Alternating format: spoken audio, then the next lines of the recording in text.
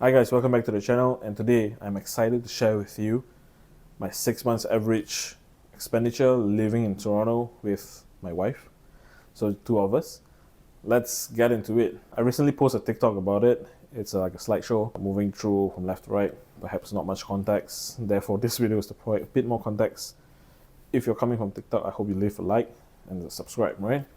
So let's dive into it. The first thing is the fixed cost. As you can see, it's my rent. Then there's home insurance and telco services, right? So rent here in Toronto, downtown Toronto itself, right smack in the city. Got it around March 18, one bed, one bath. It was 2,450. Wi-Fi is included. Water and electric or hydro we call it is not included, so that's a separate cost. Heating and cooling is also a separate cost that will be paid in the utilities bill as well. So the renter's insurance, we got somewhat of a bare minimum ish because we don't know what entails, when we just landed. So I'm paying about $27.15 per month. Next would be our telco. We had some migration here and there, changes in plans a bit from Fido to Rogers, especially when my wife got started where she is. There's some perks. Then where I work, somehow my perks was able to be injected into her perk as well. So we are paying 92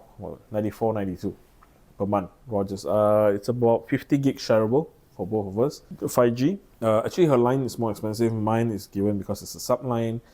Then minus all the perks. That's why my it's much cheaper, but we add up, it's about $94 a month. So let's just divide it, to make it simple, it's $40 for each of us. Could be cheaper, Black Friday, but we didn't jump right into it this year because we had other spending to prioritize. And the line was so long, right? So it's crazy. So perhaps maybe next year. So moving on from fixed costs, we are moving to our fixed variables, such as utilities, transportation. So utilities a month on average is about $160. Again, this is from May to October. So $160 for utilities. Travels will be mostly Presto, Presto card reload. So that was about $142. The bulk of it for Presto is actually my wife because she takes the bus to work. Where I work is just pretty much walking distance. My wife, she is able to walk to work or from work as well when the weather is colder.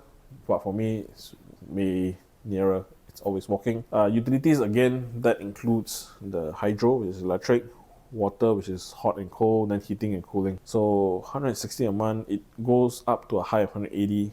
It started at a low of $130 when we first moved in. I don't understand how they calculate it. Based on the webinar that we sat down with the third party, the sub-metering company, they are saying that whatever the condo is being built at a bulk level, then they will just divide it down and then how they tier it. Can't brain it, but we still have to pay it. So not much point arguing about it, right? By the way, the condo that we got, one bed, one bath, it's pretty much a very new unit. We are the first person living here and people are still moving into the condo, so pretty new. It's quite nice. Just that the fire alarm is killing us. Keep testing the fire alarm. Grocery, I think, is one of the big things that people compare here in Toronto, right? Given that every day people are saying the prices increase, everything is just being very difficult. So we are spending about an average on $686. Could be way less because we spend a lot on snacks, ice cream, and a few unwanted stuff. I mean, if we dial it down, we can shrink it, right? But hey, we're loving it here because like things like Lay's, Haagen-Dazs, it's all within reach. $5, $6. Where I'm from, Malaysia, one Haagen-Dazs is the same thing. If you count dollar to dollar, it's about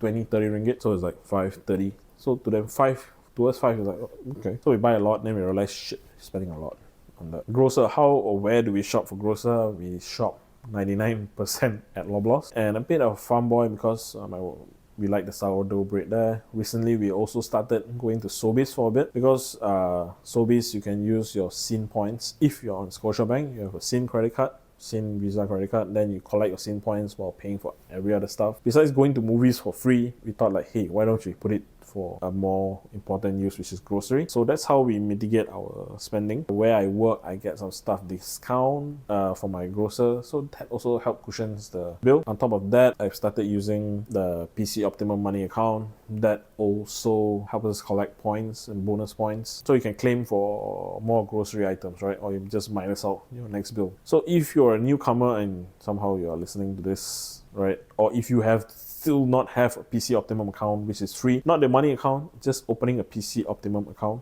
just to collect points, get it, it's free. If you shop at Loblaws a lot, it's a no-brainer. should get it. Next is eating out. Eating out is crazy here also in Toronto. Given our 6 months average here, we spend about what again? $445. We spend it a lot because we sometimes we're lazy to cook, then we go out to eat. Sometimes go drinking a bit. The drinking is also we packed into eating out because it's easier. A lot of food we tried, so a lot of money wasted on not so good food, and 13% tax, which is killing, and tipping is a bit crazy here as well. So because where I'm from, we don't tip. Everything is just built in. You guys, some of you guys get it right.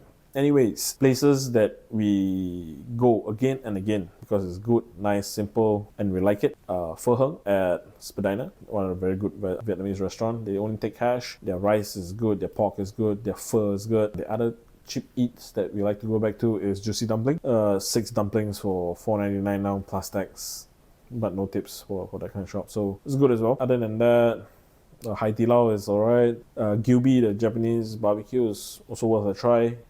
Most of the Thai food, don't bother trying. It's not that great if you are from Asia coming here. Not that great. Save your money or cook it yourself. It will be way better. Seasoning is just alright. Indian food, we haven't experienced much, but we tried the dosa or roti place recently for a dosa, alright. $15 with the potatoes. Oof, it's crazy. Back in Malaysia, if you count dollar to dollar, it's like what, $2-3? 2-3 ringgit. Anyways, next would be my wife's work lunch, because she goes to office a lot. She is right smack in the financial district, so lunches can be a bit pricey. So 6 months average, I think she did about $93 a month. Of course, now we try to cook the night before, then she bring it to work just to cut down. I don't have much work lunches because given the hours that I work, it's a bit flexible. So it's either I cook at home and eat, or I come back late at night and I cook at home and eat. So try to mitigate that. Of course, there are times where I buy something at my workplace, but I buy things which are on 50% off. Things that are cheap and still very edible, right? So we don't really keep food overnight as well. I mean, we're still living quite okay. We don't strap ourselves too tightly, right? So moving on from work lunches to coffee. Coffee is also my wife's biggest one of her expense. I don't drink that much. I drink water or juices or whatever that's cheap at the grocer when it goes on sale. But I hardly go for coffee, at Starbucks or a lot of those coffee places. People are crazy about coffee here because I think it's cool, right? So my wife spends about 40-ish, per month for the span of 6 months on average. Mostly Starbucks, I guess, but there are some good ones like Deneen. Dark Horse is good as well. Aroma is not bad. Something that is more my speed, which is actually bubble tea, something that we miss most when traveling from Asia. Well, they have healthy offerings here. Gongcha is here, Cha Time is here. We saw Sing Fu Tang at Fairview Mall. But so far, where I'm at, Gongcha and Cha Time is the way to go. So far, we got a bit of overkill sometimes. We spend about $58 a month on average on bubble tea, because she wants to drink. I want to share with her. She said, no, I want my own. Therefore, we get two. Or if I don't get it, she doesn't want to get it. Especially from Gongcha, we get it during promotion days where there's a favorite drink that we have like on Monday. Then we'll go on Monday. Other than that, we try not to go. We try to limit ourselves as well to the best of our ability. And then moving on from bubble tea, personal spending, right? Our personal spending, I think given how we enjoy things differently here, my wife, of course, she stocks up a lot on herself. As in beauty, self-care and all. I have been spending, again, mostly on gadgets. Of course, I have most of what I have. Some additional stuff that we get here, right? And of course, what I parked into my personal spending is my own slot gambling losses. Of course, I limit myself about up to $100 loss per month. So our personal spending, if on average out the 6 months, is about $300 for me and then $450 for her. Next, entertainment such as streaming at home. This one fluctuates a bit because quite thankfully, my Netflix from home is still working here.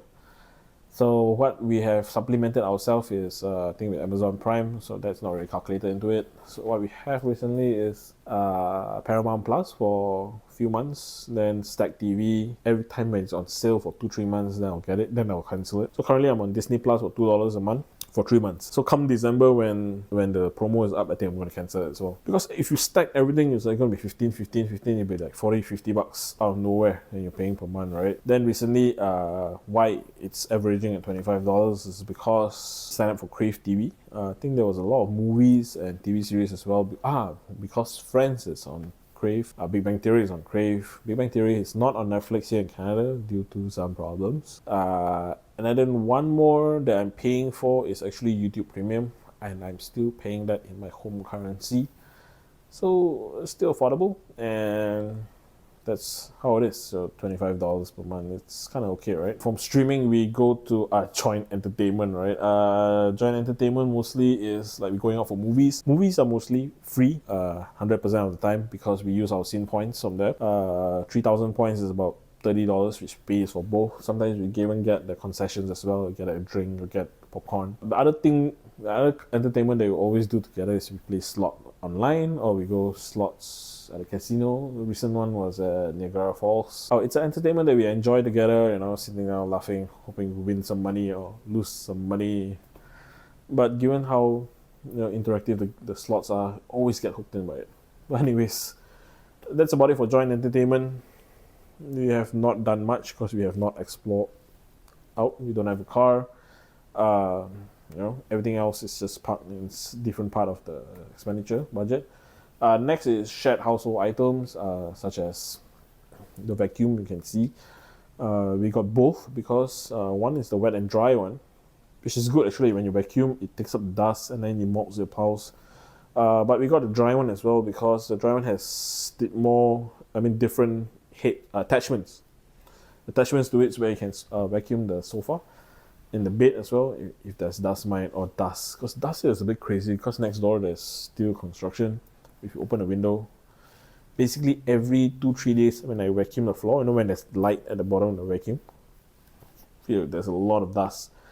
So that's why we gotten 2 vacuums.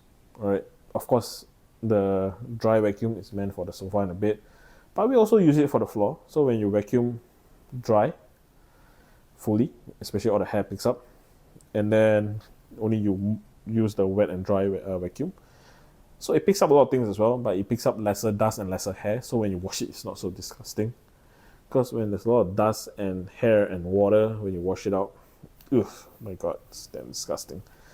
So that's the other shared household items. Is of course the furniture, the things that goes around the house. So we spend about $120 if we average it out, because not every month we spend 119 nicely, but we average it out over 6 months. Next, I think the last one would be being a tourist here in Toronto. I always tell people that it's a perpetual honeymoon, being here in Toronto, but it has its work, cut out for us, and we of course take some time to travel, be around. So the recent outing was actually we went to Niagara Falls, and we went to the Canadian National Exhibition. Upcoming, I think there's the distillery one for Christmas and some within downtown. So we try not to spend as much as well, because all this, it's more of a tourist trap to a certain extent. So things are not cheap actually. Everything is just $10, like CNE, because it's a fun fair, right? So everything is just money. So we bought the pass with the rides for CNE next year. If you guys are going, actually make sure pay attention. If you want to go for the rides, your Presto card gives you a discount. If your workplace has work perks, it has the same discount. But let's just keep it simple. If you have a Presto card, you will get a discounted price. Hopefully the same thing continues year on year. Just don't pay full price, because let's say pre-tax, right, the rides per person, full rides per person, is $63 to $64 per pax. But if you use a Presto, then it links you to a different page to buy the tickets. Then it costs you only $40, then plus tax. So 65 or there was this 40, right? So you save $15 there, top up the tax. So at least the $15 you save, you could buy some food or some drinks, or whatever that you want to enjoy at CNE itself. I would say that it is a bit difficult, but we make do with what we can. I think living here, it's, again, as I said again, it has its work cut out for us. We work hard, we play hard, but we don't play so hard as well, because we earn the same sum of money. We have some expenditures back home as well. So I hope this gives you a bit of more of a context of what we have spent in a span of 6 months, May to October. If you have any questions, I hope I can answer you to the best of my ability and my discretion. But feel free to ask them, and we will try to answer them. Do share your your expenses as well. Then we can, compare notes and see how both of us can work into saving money together better, right?